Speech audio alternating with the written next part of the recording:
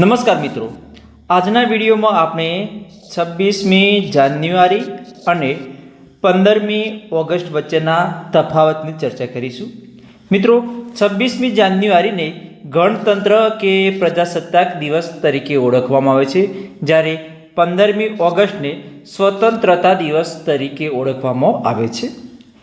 26મી જાન્યુઆરીના દિવસે રાષ્ટ્રધ્વજ છે એ સ્તંભ ઉપર બાંધેલો હોય છે, જેને ખોલીને ફરકાવવામાં આવે છે, જેને ફ્લેગ અનફર્લિંગ કહેવામાં આવે છે. જ્યારે 15મી ઓગસ્ટના દિવસે જે રાષ્ટ્રધ્વજ છે તેને નીચે દોરડા દ્વારા ખેંચીને ઉપર લઈ જવામાં આવે છે, ત્યારબાદ તેને ખોલીને ફરકાવવામાં આવે છે, જેને ધ્વજારોહણ કહેવામાં આવે છે. 26મી જાન્યુઆરીના દિવસે રાષ્ટ્રધ્વજ છે એ કર્તવ્ય પથ પર ફરકાવવામાં આવે છે, જ્યારે 15મી ઓગસ્ટના દિવસે રાષ્ટ્રધ્વજને લાલ કિલ્લા પર ધ્વજારોહણ કરવામાં આવે છે.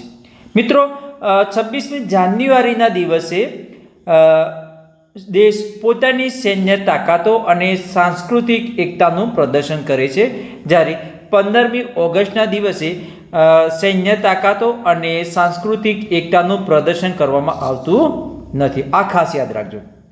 મિત્રો, પ્રજાસત્તાકના દિવસે એટલે કે 26મી જાન્યુઆરીના દિવસે સમારોહમાં મુખ્ય મહેમાનોને આમંત્રણ આપવામાં આવે છે, જ્યારે સ્વતંત્રતા દિને મહેમાનોને આમંત્રણ આપવામાં આવતું નથી. આ પણ યાદ રાખજો.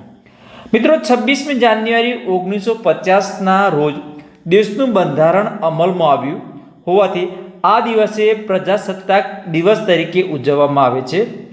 26મી જાન્યુઆરીના દિવસે બંધારણના પ્રમુખ રાષ્ટ્રપતિ ધ્વજ ફરકાવે છે, જ્યારે 15મી ઓગસ્ટના દિવસે દેશના વડાપ્રધાન ધ્વજ ફરકાવે છે. આભાર મિત્રો.